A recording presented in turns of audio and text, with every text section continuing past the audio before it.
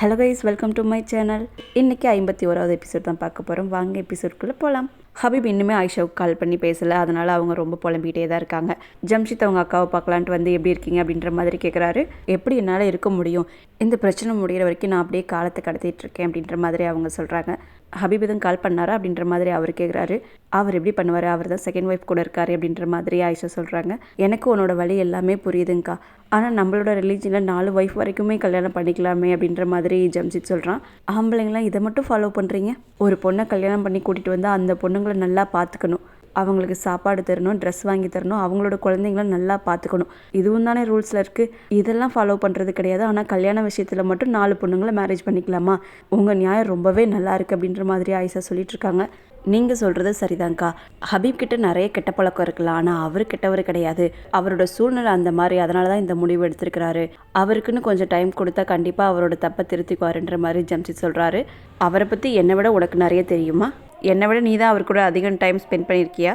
நீ அவருக்கு அட்வைஸ் கொடுக்க போறியன்ற மாதிரி ஆயிஷா கேட்குறாங்க. இது நாள் வரைக்கும் அவர் தப்பு பண்ணதுக்காக ஒரு நாள் மன்னிப்பு கேட்டது கிடையாது. மன்னிப்பை விட அவர் பண்ண தப்பை அவர் உணர்ந்ததே கிடையாது. நீ அவருக்கு அட்வைஸ் கொடுக்க போகிற, அவர் கேட்க போகிறாரான்ற மாதிரி ஆயிஷா கேட்குறாங்க. அவருக்கு இது நாள் வரைக்கும் ஒரு நல்ல அட்வைஸ் கொடுக்கறதுக்கு யாரும் இருந்திருக்க மாட்டாங்க. நான் கண்டிப்பாக அவர்கிட்ட பேசுகிறேன்ற மாதிரி ஜம்ஷித் சொல்கிறாரு. ஜம்ஷித், உன்கிட்ட ஒன்று கேட்குறேன். நீ இதெல்லாம் எனக்காக பண்ணுறியா இல்லை ஆலியாவுக்காக பண்ணுறியா? எனக்கு நல்லாவே தெரியும் எங்கள் அம்மா வீட்டோட கதவு ரொம்ப நாள் திறந்துருக்காது. நான் ரொம்ப நாள் இந்த வீட்லேயும் இருக்க மாட்டேன். உன்னோட ஒய்ஃபுக்கிட்ட போய் சொல்லு, ரொம்ப நாள் நான் அங்கே தங்க மாட்டேன்ட்டு. அவள் கொஞ்சம் சந்தோஷப்படுவான்ற மாதிரி ஆயிஷா சொல்லிடுறாங்க. ஆம்னா வீட்டு வேலைக்கு வராதது சமீனாவுக்கு தெரியாது போல். எங்கே இன்னும் அவளை காணா, வீட்டில் போட்டதெல்லாம் போட்டபடி கிடக்குது அப்படின்ற மாதிரி கத்திட்டு இருக்காங்க. அப்போதைக்கு ஆனி வரா, எங்கே ஆம்னன்ற மாதிரி கேட்குறாங்க. உங்களுக்கு விஷயமே தெரியாதா, ரஹிலா ஆண்டி அவங்கள வேலையை விட்டு நிப்பாட்டிட்டாங்கன்ற மாதிரி சொல்கிறா. எதுக்காகன்ற மாதிரி அவங்க கேட்குறாங்க. நேற்று நைட்டு வீட்டில் நடந்த பிரச்சனையால் தான் வேலையை விட்டு நிப்பாட்டிட்டாங்கன்ற மாதிரி சொல்கிறா. ரஹிலா யார் நம்ம வீட்டு பிரச்சனையில் தலையிடுறதுக்கு? உடனே அவங்களுக்கு கால் பண்ணி வர சொல்லுன்ற மாதிரி சொல்கிறா. நான் ஆல்ரெடி அவங்களுக்கு கால் பண்ணிட்டேன், ஆனால் அவங்க ரொம்ப பயப்படுறாங்க. ரஹிலா ஆண்டி ஜெயிலுக்குலாம் அனுப்பிச்சிடுவேன்ட்டு மிரட்டினாங்க, அதனால தான் அவங்க வரத்துக்கு ரொம்ப பயப்படுறாங்கன்ற மாதிரி சொல்கிறா. இப்போ எல்லா வேலையும் எப்படி பார்க்குறது? சரி, நீ இதெல்லாம் க்ளீன் பண்ணி நான் கிச்சன் வேலையை பார்த்துக்கிறேன், உனக்கும் ஹெல்ப் பண்ணுறேன்ற மாதிரி சொல்கிறாங்க. ஐயோ ஆண்டி, நான் படிக்கணுமென்ற மாதிரி ஆனி சொல்கிறா. படிக்கணும் தான், இல்லைன்னு சொல்லலை. ஆயிஷாவும் இங்கே இல்லை, நான் ஒரு ஆள் மட்டும் எப்படி எல்லா வேலையும் பார்ப்பேன்? பாட்டிக்கு மட்டும் க்ளீன் பண்ண அது தெரிஞ்சதுன்னா ரொம்ப கத்திடுவாங்க. ஃபஸ்ட்டு பாட்டி ரூம்லேருந்து க்ளீன் பண்ண ஆரம்பின்ற மாதிரி சொல்லிட்டு போயிடுறாங்க. ரொம்ப நாள் கழித்து சாய்க்காவோட குழந்தைங்கள காமிக்கிறாங்க. சாய்க்கா அவங்க குழந்தைங்களுக்கு பாடம் தான் சொல்லி கொடுத்துட்ருக்காங்க. அப்போதைக்கு ஃபராஸ் வராரு. வந்த உடனே எந்திரிச்சு போய் வெளியே இந்த ஹோம்ஒர்க்லாம் பண்ணுங்க அப்படின்ற மாதிரி சொல்லிடுறாரு. நீங்கள் சீக்கிரமாக ஒரு வேலையை தேடுங்க. நீங்கள் கம்ப்ளீட்டாக இந்த பிஸ்னஸில் இன்வால்வ் ஆகிறதுக்குள்ளே நீங்கள் வேறு எதையாச்சும் பண்ணிகிட்ருப்பீங்க. அப்புறம் பாகிஸ்தானில் எல்லாத்தையும் விட்ட மாதிரி இங்கேயும் எல்லாத்தையும் விட்டுருவோம். ஏன்னா லைஃப் இப்போ நல்லா தான் போயிட்டுருக்கு, ஆனாலும் உங்களுக்கு அந்த பேராசை இன்னும் விட மாட்டேங்குதுன்ற மாதிரி சொல்லிட்டு இருக்கா. நான் அப்படி சம்பாதிக்கிறதெல்லாம் எனக்காக சம்பாரிச்சிட்ருக்கேன்னா? உனக்கு மட்டும் ஆசை அதிகம் இருக்குது. நம்ம பிள்ளைங்கள ரொம்ப நல்ல ஸ்கூலில் படிக்க வைக்கணும். யாருக்காவது கிஃப்ட் கொடுக்கணுன்னா கூட ரொம்ப எக்ஸ்பென்சிவாக கொடுக்குற, அதுக்கெல்லாம் பணம் எங்கேருந்து வரும்? இந்த ஒரு இதில் மட்டும் வேலை செஞ்சால் பத்தாதுன்ற மாதிரி அவர் சொல்லிட்டுருக்காரு. இவங்க மாறி மாறி சண்டை போட்டுக்கிட்டே தான் இருக்காங்க. ஹபீப் ஆஃபீஸில் இருக்க ஸ்டாஃப்கிட்டலாம் என் அக்கௌண்ட்டில் 10 லட்சம் அமௌண்ட்டை போட்டது யாருன்ற மாதிரி விசாரிச்சுட்ருக்காரு. அவர் எவ்வளோ கேட்டும் யாரும் வாயை திறக்கல. யார் பண்ணதுன்ட்டு நானே கண்டுபிடிச்சிக்கிறேன், யாருன்னு மட்டும் தெரிஞ்சிருச்சுன்னா லீகல் ஆக்ஷன் எடுப்பேன், அப்புறம் அவங்க ஜெயிலுக்கு தான் போயாகணுன்ற மாதிரி சொல்லிட்டு போயிடுறாரு. பாட்டி லாயரை கூப்பிட்டு தான் பேசுகிறாங்க. நீயே என்னோட பையன் மாதிரி தான், உங்ககிட்ட மறைக்கிறதுக்கு ஒன்றும் இல்லை. இந்த வீட்டில் ஜகீர் இறந்ததுக்கப்புறம் எல்லாரும் சொத்துக்காக அடிச்சிட்ருக்காங்க. இதை நான் அப்படியே விடக்கூடாது. இந்த வீடு அப்புறம் பிஸ்னஸ் எல்லாமே ஜகீர் சம்பாரிச்சது. அது ஜகீரோட குழந்தைக்கு தான் கண்டிப்பாக போயாகணும். ஆனால் ஃபாக்கிருக்கு இன்னும் 18 வயசு ஆகலை. நீ லீகலாக ஒரு டாக்குமெண்ட் மட்டும் ரெடி பண்ணு. ஃபாக்கிருக்கு 18 வயசு வரும்போது எல்லா ப்ராப்பர்ட்டியும் ஃபாக்கிர் பேரில் மாறிடணும். இதுக்கெல்லாம் கார்டியனாக சமீனாவை போடணுன்ற மாதிரி சொல்லிட்டு இருக்காங்க. லாயரும் நான் ரெடி பண்ணிவிட்டு உங்ககிட்ட வந்து சைன் வாங்கிக்கிறேன்ற மாதிரி சொல்கிறாரு. நான் சாகிற வரைக்கும் இந்த விஷயம் யாருக்கும் தெரியக்கூடாது. ஏன்னா அதுக்குள்ளே தெரிஞ்சிருச்சுன்னா இவங்க போடுற சண்டை என்னால் பார்க்க முடியாதுன்ற மாதிரி சொல்லிட்டு இருக்காங்க. அவரும் நான் யார்கிட்டையும் சொல்ல மாட்டேன்னு சொல்லிடுறாரு. ஆனி வீடெல்லாம் க்ளீன் பண்ணிகிட்ருக்கா. சமீனா சமையல் வேலை பார்த்துட்ருக்காங்க. ஃபாக்கிர் ஆனி வேலை செய்கிறத பார்த்ததும் ஆனி எதுக்காக இதை பண்ணிகிட்ருக்கான்ற மாதிரி கேட்குறான். நம்ம வீட்டில் வேலை செஞ்சவங்கள ரஹிலா மேடம் வேலையை விட்டு தூக்கிட்டாங்க, அதனால தான் நாங்களே செஞ்சுட்ருக்கோன்ற மாதிரி சமீனா சொல்கிறாங்க. சரி, அதுக்காக ஆனி மட்டும் எதுக்கு எல்லா வேலையும் செய்யணுன்ற மாதிரி கேட்குறான். பரவாயில்லடா, மேரேஜுக்கு அப்புறம் ரொம்பவே மாறிட்டேன். உனக்கு ஆனி வேலை செய்கிறது மட்டும்தான் தெரியுது, நான் வேலை செய்கிறது தெரியல அப்படின்ற மாதிரி கேட்குறாங்க. வீட்டு வேலைக்கு வேறு யாரையாச்சும் கூப்பிடலாம்லன்ற மாதிரி ஃபாக்கிர் கேட்குறான். கூப்பிட்டுக்கலாம் தான், அவங்க வர வரைக்கும் நம்ம தானே வேலை செஞ்சாகணும். ஆயிஷாவும் இல்லை, வேறு வழியே இல்லை, அதனால தான் செஞ்சுட்ருக்கோன்ற மாதிரி சமீனா சொல்கிறாங்க. ஆமாம், இந்த வீட்டில் நீங்கள் 2 பேரும் மட்டும்தான் இருக்கீங்களா? புதுசாக கல்யாணம் பண்ணிட்டு வந்தாங்களே அந்த ரஹிலா, அவங்க எங்கே அப்படின்ற மாதிரி ஃபாக்கிர் கேட்குறான். நீயே போய் பாரு, வந்து வேலை செய்ய சொல்லி நீயே சொல்லு அப்படின்ற மாதிரி சமீனா சொல்கிறாங்க. வேறு வழியே இல்லாமல் ஃபாக்கிர் ஆஃபீஸ்க்கு கிளம்பிடுறான். ஐமனோட ஃப்ரெண்டு தான் ஐமனுக்கு கால் பண்ணுறா. ஃபோன் எடுத்த உடனே ஹம்சா லவ் பண்ணுற பொண்ணு யாருன்னு தெரிஞ்சதான்ற மாதிரி தான் கேட்குறா. என்னை பற்றிலாம் எதுவுமே கேட்கல, உடனே அதை தான் கேட்குற அப்படின்ற மாதிரி அவள் கேட்குறா. அந்த பொண்ணு யாருன்னு தெரிஞ்சதா இல்லையன்ற மாதிரி ஐமன் கேட்குறா. ஹம்சா என்னோட கசினோட சீனியராமா, அப்பப்போ ஸ்கூல்லையும் பார்த்துருக்கானா, இன்னும் அந்த பொண்ணு யாருன்னு தெரில, தெரிஞ்சதும் சொல்கிறேன்னு சொன்னான்ற மாதிரி சொல்கிறா. எனக்கு நாளைக்குள்ளே தெரிஞ்சே ஆகணுன்ற மாதிரி டக்குன்னு ஃபோனை வச்சிடறா ஐமன். ஆஃபீஸோட எம்ப்ளாயி ஒருத்தவங்க ஃபாக்கிர்கிட்ட, உங்கள் அப்பா காலத்துலேருந்து நான் இந்த பிஸ்னஸில் தான் இருக்கேன், இந்த பிஸ்னஸில் லாபம் நஷ்டம் எல்லாத்தையும் நாங்கள் ஒன்றா இருந்து தான் பார்த்துருக்கோம். இப்போது எம்ப்ளாயாக இருக்க எல்லாத்துக்கும் ஒரு பிரச்சனை இருக்குது. இந்த பிஸ்னஸில் இப்போ யார் தான் ஓனர், யார்கிட்ட தான் ரிப்போர்ட் பண்ணணும், நீங்கள் ரொம்ப சின்ன வயசாக இருக்கீங்க. ஹபீப் இப்போ இருக்க சுச்சுவேஷனில் அவர்கிட்ட பேச முடியாது, அதனால தான் உங்ககிட்ட பேச வந்தேன்ற மாதிரி சொல்கிறாரு. ஃபாக்கிருக்கும் என்ன சொல்கிறதுன்னு தெரியாமல் அமைதியாகவே தான் இருக்கான். அப்புறம் அவர் டேக்ஸ்லாம் ஃபைல் பண்ணியாச்சு, இப்போ எந்த பிரச்சனையும் இல்லை அப்படின்ற மாதிரி சொல்கிறாரு. ரொம்பவே நல்ல விஷயம் பண்ணியிருக்கீங்க.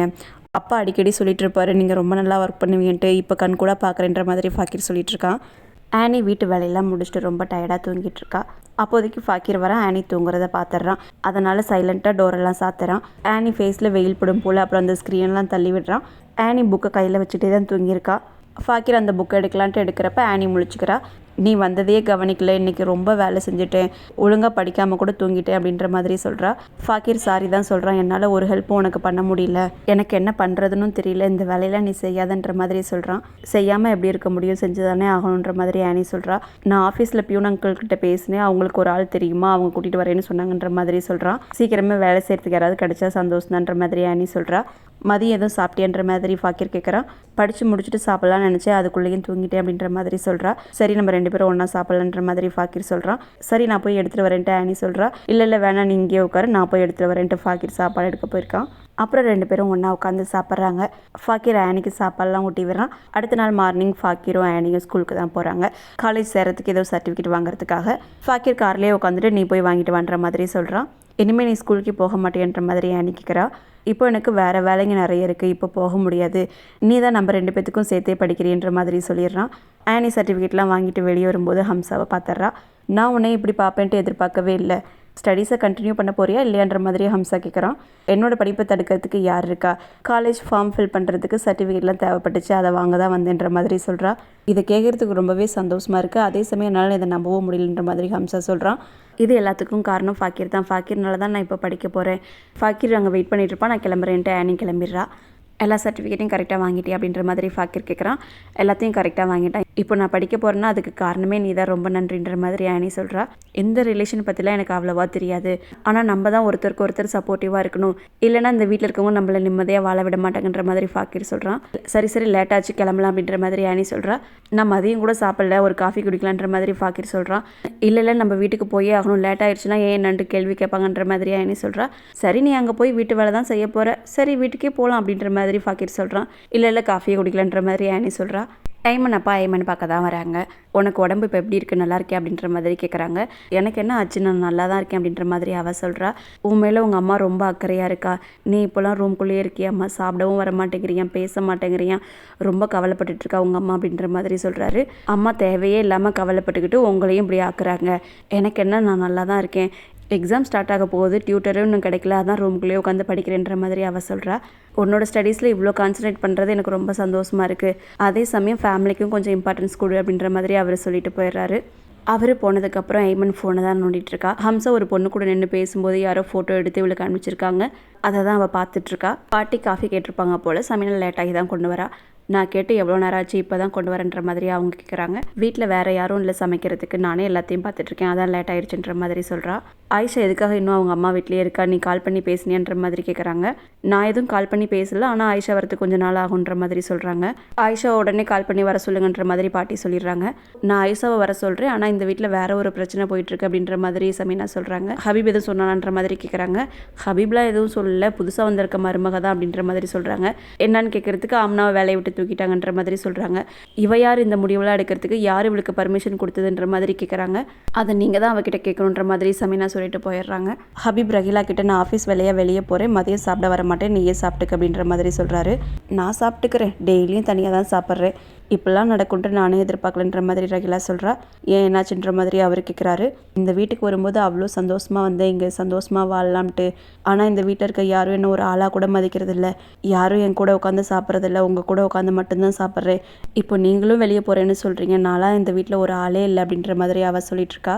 நீ என்ன இப்போ இதை பற்றி பேசிகிட்டு இருக்க? நான் இந்த வீட்டில் எவ்வளோ அவமானப்பட்டுட்ருக்கேன்றதை நீ பார்க்கலையா அப்படின்ற மாதிரியே அவர் கேட்குறாரு.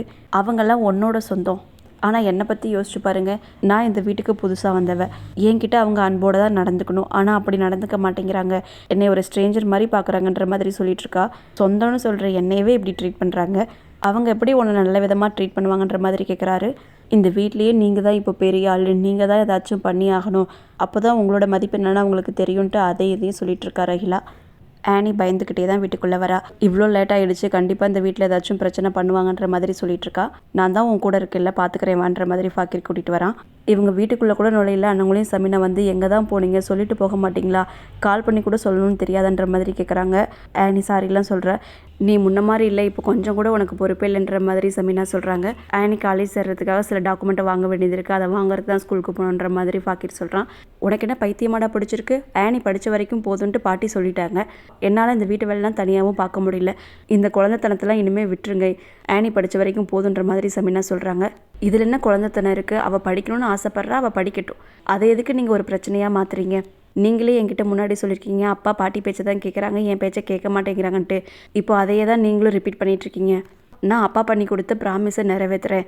ஆனி என்னோடய ஒய்ஃபு, நான் தான் அவளுக்கு துணையாக இருக்கணுன்ற மாதிரி ஃபாக்கிர் சொல்கிறான். சரி, அவள் படிக்கிறதுனா படிக்கட்டும். ஆனால் அவள் படிக்கிறதுனால இந்த வீட்டு வேலை எதுவும் நடக்காமல் இருக்கக்கூடாது. என்னாலலாம் எல்லா வேலையும் பார்த்துக்க முடியாதுன்ற மாதிரி சமீனா சொல்கிறாங்க. நான் படிக்கிறதுனால எந்த வேலையும் அப்படியே நின்று போயிடாது. நீங்கள் எது சொன்னாலும் நான் செய்கிறேன் அப்படின்ற மாதிரி ஆனி சொல்கிறா. சரி உள்ளே போங்கன்ற மாதிரி சமீனா சொல்லிட்டு ஃபாக்கிர் சொன்னதையே நினச்சி பார்க்குறாங்க. இதோட இந்த எபிசோடு முடிச்சிட்டாங்க. நெக்ஸ்ட் எபிசோடில் சந்திப்போம். தேங்க்யூ ஃபார் வாட்சிங்.